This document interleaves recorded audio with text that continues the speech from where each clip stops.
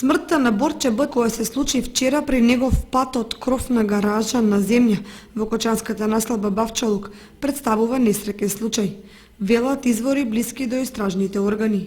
Во болницата во Кочан е извршен надворешен преглед на телото, при што не биле констатирани траги на насилство кои би навеле дека падот е предизвикан од трето лице.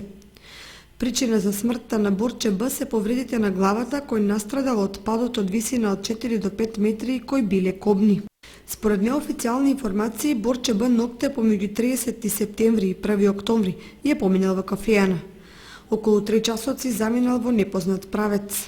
Вчера наутро околу 8 часот и 30 минути неговото тело го пронашол сопственик на куќа на улицата Гоце Делчев во близина на излетничко-рекреативниот центар Бавчалук, како безживотно лежи на бетонот помеѓу потпорниот зид и неговата куќа.